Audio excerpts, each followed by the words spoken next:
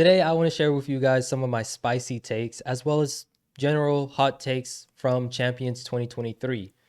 So I went to the community section of this channel and asked you guys of your hot takes, and you guys tried your best. Bruh. Don't worry, I'll still read those and share them as well, but I had to go somewhere else, somewhere where I can always count on for controversial, unpopular opinions, and the spiciest of hot takes. Reddit. But to be more specific, the r/Valorant competitive subreddit. And boy, did they deliver. And we're starting off with what Perenegade said, which is, this shouldn't be a hot take, but sadly it is. EG would have absolutely destroyed Fnatic. And EG at Champs was better than EG at Tokyo. So they would have beaten Tokyo Fnatic as well. So the first part of this statement really isn't that much of a hot take, basically saying that Evil Geniuses would have beaten Fnatic in Champs.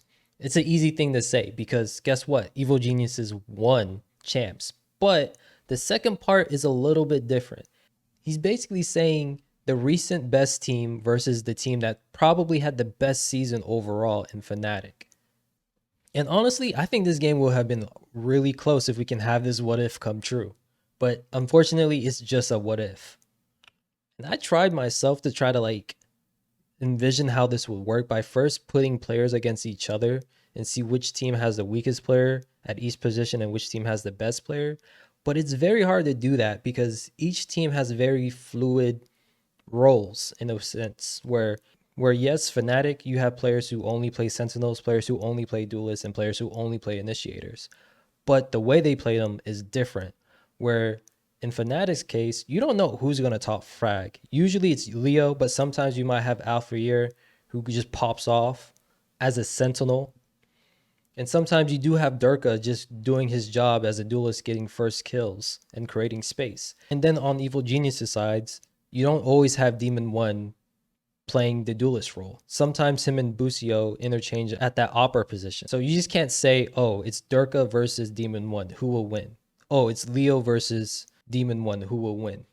It's very confusing just because of the way these teams play. And I think it would have been a treat to watch these two teams go against each other. I even said in one of my past videos, I really wanted to see Leo and Calm play because both their Sovas just look so impressive. And it's been such a long time since I've seen two Sovas play at such a high level. This is definitely one of, if not the spiciest takes of this video, but I let you guys be the judge. What do you guys think about this take? And honestly, this take could just have its own video all to itself with all the what ifs that could happen. Owen on YouTube says his hot take is that if NAVI had beaten Loud and qualified to playoffs, they could have easily made it to top 3 as Loud did. Fnatic might have lost to Loud twice, but it showed that they have flaws in their gameplay and any team can take advantage of it if they are good enough. Now, this is also a pretty hot take because basically saying a team that got grouped could have easily made it to top 3 is a testament to how tough that group really was. And a lot of people said Group D was not the group of death, but the group of disappointment, the group of frauds, which if you saw my previous videos, I just disagree with that. So many people wrote off Loud because they had one bad tournament. Again, recency bias really does hurt in sports in general. And people forget how good NAVI was in lock-in. They made it top 4. As well as the fact that people forget the pedigree of those players. Players who have won at the main stage and shouldn't be forgotten. If they can do it once, they can do it again. And I think this take is very spicy to people who are victims of recency bias. But for people like me and others who like to look at the bigger picture, this might not be such a hot take. But overall, for most people, it is one. And just a testament to how tough Group D truly was. And how good NAVI can be if they're not quote-unquote trolling. It will be interesting to see the new NAVI revamp, basically FPX reloaded, seeing how CNET has left and Artis is back on the team. And I also want to touch on the fact that he pointed out Fnatic did have flaws in their gameplay, which is true. We saw when DRX played Fnatic on their map Bind and 13 won them. And I could definitely see a NAVI team that's really locked in and focus that could push Fnatic to the very brink, to even possibly beating Fnatic. Now time for my personal hot take, which a lot of you might disagree with me, but I personally want to see more pro players use shotguns, specifically the Judge. Before Champs, I never really used them, But ever since YZ dominated NRG, I've been seeing too many flying raises on my split and bind matches that I recently learned how to double satchel pump my enemies out of existence, and it's been a lot of fun. But I kind of realized how strong some of the shotguns are on any agent, especially the judge. If the pro players can show Riot how busted some of these guns are, then maybe they'll properly nerf them like the Bucky.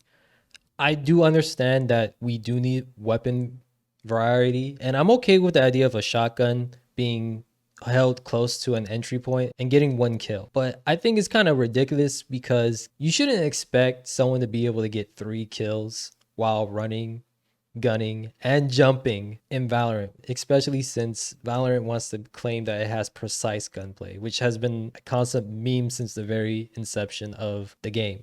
But yeah, you guys let me know how you feel about the idea of pro players using the judge and other shotguns. I kind of understand why there's been an increase of shorty kills in champs just because of the charity efforts in Twiston's name. And I honestly don't think the shorty's that overpowered because it's typically only guarantees you 1 kill, even though for a pistol, it's kind of crazy, but it's still not stronger than the sheriff in my opinion overall. And I think the Bucky's in a good place. It's mainly just the judge that I want more pro players abusing the mess out of it. And I'm glad that YZ and Sadak are the ones just terrorizing other pro players, just like how I get terrorized when I solo queue in rank. And I just want to keep seeing more of it until Riot does something. Ali4 says, Pansy should cast all matches. Nice try. That's a very lukewarm, if not cold take. Pansy is definitely a crowd favorite in my opinion. She's given us a lot of gems like this. Alpha and Chronicle to try and get Fnatic across the line. Oh my god! He's trying to save them, but it's Alpha up against Demon now. Oh my god! This guy is out of this world.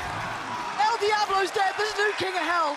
And she also does a pretty good job of highlighting players and what they do and their impact on a team when it might not be the most easiest thing to see, like here. He's going back in for more. The flash of God tier flash comes in. Ethan might have just sent one of the best flashes I've seen in a minute right there. Now, of course, no shade to the other casters. I think the chemistry between Brandon and Sideshow is just immaculate. With the banter that they have from time to time is something to adore. Same thing with Achilleos. Bala and Doug are pretty decent too, even though I know some people complain about them being biased, which I feel like if you're complaining about casters at the T1 level, you might just complain about everything.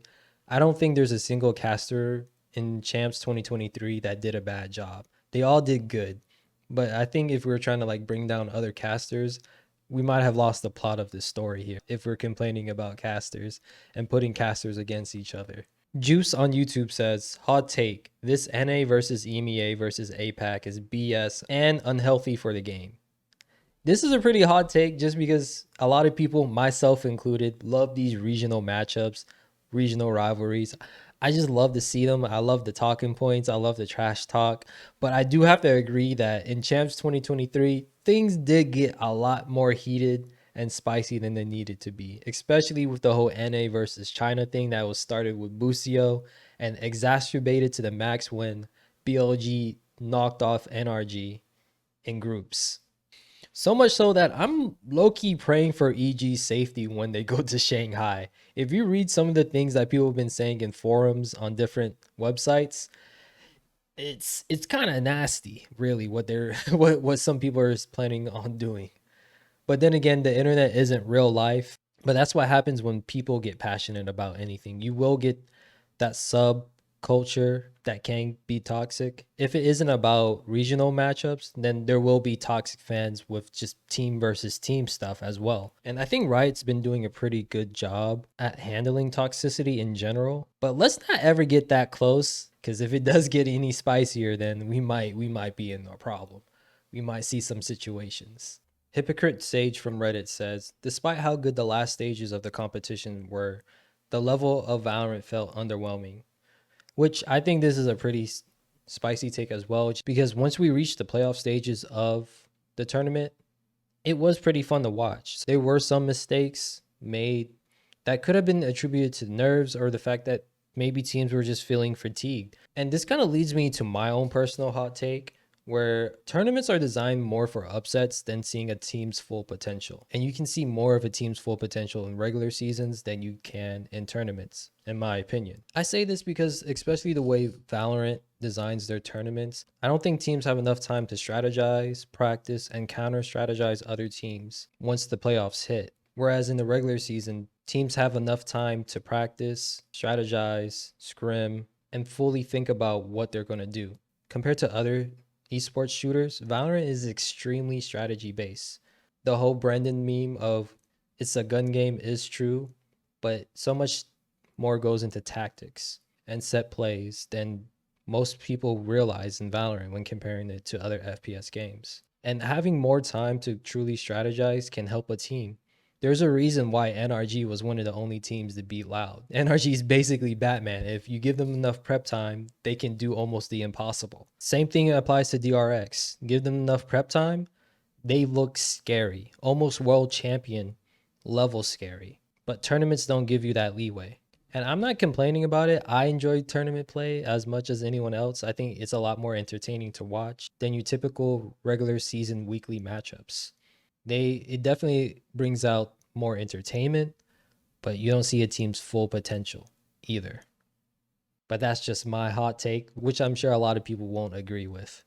That Tough SOS says Jagamo should have been finals MVP. He made some insane plays in the finals. Yes, Demon One had some insane plays that helped Evil Genius win, but so did Jagamo. And honestly, in the finals, his stat line looked a lot better than Demon One's. Part of that is the fact that they both play duelists and smoke sometimes. So comparing Jagamo and Demon One can be a little tricky because when both do good, Evil Genius wins. When both do bad, Evil Geniuses lose.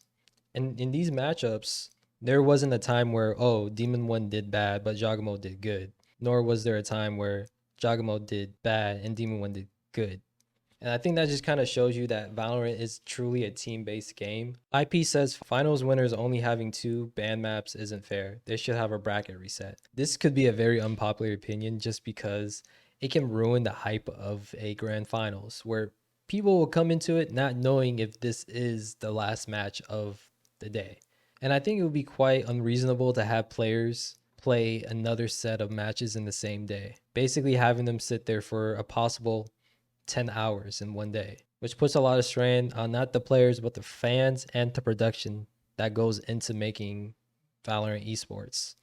I do agree though, having 2 map bans isn't fair, especially in the case where 2 teams have similar map pools, which happened in Champs 2023, where PRX and EG have basically the same strengths and weaknesses when it comes to map picks. And I think it's not fair to tell the team that basically won throughout the whole tournament not to get a second chance, because every other team in the tournament did get a second chance. It's just a really tricky thing where double elimination is very fun and the preferred method in sports, I believe. It's just the ending of it is kind of tricky. I know bracket resets are common in fighting games just because fighting games put less toll on the players and the fans watching, whereas Valorant esports can take a while to see a decisive winner. It's a very tricky thing, but I do agree that 2 map bans isn't fair. In a perfect world, I would love to see a bracket reset, but I just don't see how they can make it work well without having backlash. Bov Van Rock 1 says, Demon 1 will be the GOAT. I hope so. We've seen so many NA GOATs come and go. But like I said, slumps are very common in sports. I hope EG continues to be on the tear next year. Thank you for everyone who submitted their topics, both on YouTube and Reddit. Be sure to keep an eye out on the community tab if you want to be in the next one. And if you guys enjoy this kind of style of video, let me know. Put it in the comments, like the video, and share it. I also want to hear y'all's opinions as well. Till next time, stay safe, and I'll see you guys later.